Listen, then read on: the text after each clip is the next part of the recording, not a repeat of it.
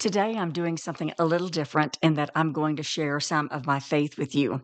You know, there's always hope, no matter what the situation, but that's not easy to see or feel if you feel abandoned or rejected. It can seem so elusive at times, and that's why I love the scripture in the Bible that says God is always with us. If we go to the depths of the sea, He is there. If we go to the far ends of the earth, He's there too. He is the one you can always count on, the one who promises that He will never leave you. Do you find that hard to believe? I did. I talk with women who have faced rejection and found that they were always the ones reaching out. They longed for connection, and when it was ignored or rejected, the pain kept flooding over them again. And I've talked with women who aborted a baby only to discover they could no longer have children. The despair was so great they nearly lost all hope. I feel your pain, and I know what it's like to lose hope. And I want to encourage you today. No matter what's happened, you can have hope that won't disappoint. Let's dive in.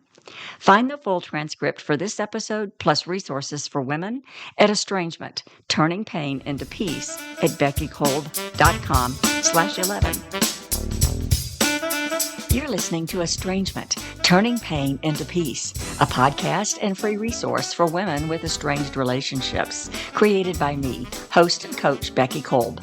My superpower is to help you turn your emotional pain into peace by conquering guilt and shame, rebuilding self-confidence, and developing healthy boundaries. I've dealt with estranged relationships most of my life and know both the pain and the peace. Subscribe to this podcast so you don't miss a thing. Now, let's dive into today's episode. I've discovered that hope has various layers. For instance, you can hope your kids come home for the holidays, or that you'll land the job you've always dreamed of, or that Santa will bring that special gift you desire. Those are great aspirations, and I've yearned for all of those at one time or another. Hope is defined as a feeling of expectation and desire for a certain thing to happen. And when it does, you feel happy. But you've been disappointed just as I have. A dream didn't happen. You were passed over for a job that you so desperately wanted. And I'll bet you found ways to mourn the situation and move on, right? I want to dig deeper into the depth of those internal longings, the ones that seem so distant and cause you to lose hope. No doubt you can name things that cause you to lose your hope. Suicide is often the choice when someone has lost all hope. I've been heartbroken when a friend's son or daughter has chosen to take their life to end their pain. It almost caused the parent to lose hope. Women I know who have been abandoned or rejected long desperately for connection, so much so that they often find themselves reaching out repeatedly, only to be rejected again and again.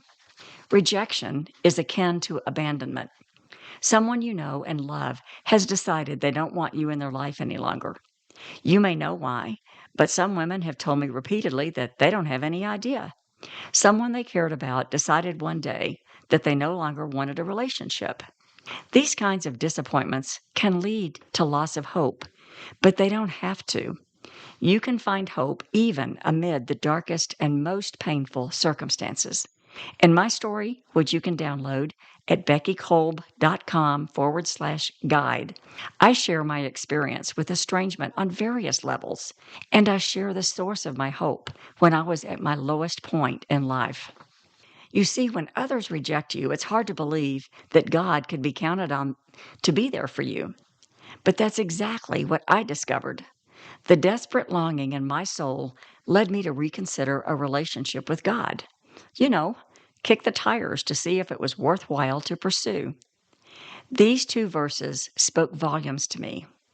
For I know the plans I have for you, declares the Lord, plans to prosper you and not to harm you, plans to give you hope and a future. From Jeremiah 29:11. And now faith is the assurance of things hoped for, the conviction of things not seen. Hebrews 11:1. These verses brought great comfort to me as I read them, but I struggle to believe that God would intend those verses for someone like me. How could God love me and have plans for me? I had things in my past, Could he forgive those things? I had been rejected by others, so how could I have assurance that this hope was for me? Here are some verses you can look up on your own that will give you God's assurance that his promises are for you. Assurance of salvation, 1 John 5:11 and 12. Assurance of answered prayer, John 16:24. Assurance of victory, 1 Corinthians 10:13. Assurance of forgiveness, 1 John 1:9. And assurance of guidance, Proverbs 3:5 and 6. As I read scripture and prayed, God's presence was near. Hope filled my heart. Sadness began to fade like winter into spring. I began to realize that God was pursuing me. He wanted a relationship with me. He loved me, had died for me, and was inviting me to be part of his family. It had been a long time since I had been in church or prayed, but gradually it became a desire of my heart. The decision to give my life to God was one of the most profound and rewarding. God promises in Scripture that he will never leave nor forsake his children. And if you've invited him into your heart, then you are his child. That promise alone gave me great hope.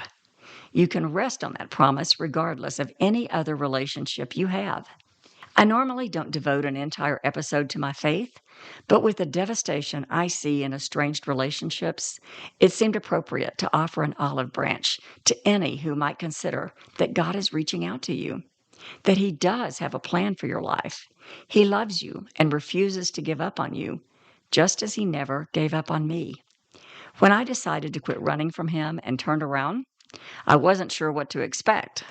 What I found was his loving arms wide open, welcoming me home. That's worth sharing. It changed my life, and it's changed the lives of many I know. It can change yours too. If you wallow in self-doubt and struggle with guilt, shame, and the pain of rejection, consider exploring a relationship with God. Read those assurances I gave you and ask God to give you understanding. Open your heart to him, and unlike those who have disappointed you, he won't. That's a promise you can count on.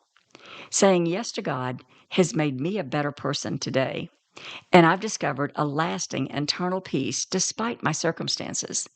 If you have questions or want more information about this faith, contact me at beckykolb.com/contact. I've been where you are.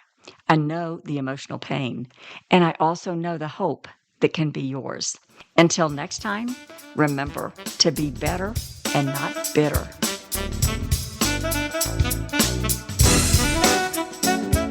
Thanks for listening to the podcast, Estrangement, Turn Pain into Peace. I know you have your own story filled with emotional pain, or know someone who does. Learn more about the successful strategies I use to help women turn that pain into lasting peace and joy. And if you know other women who struggle with estrangement, please share. Until next time, remember you're an amazing and beautiful woman.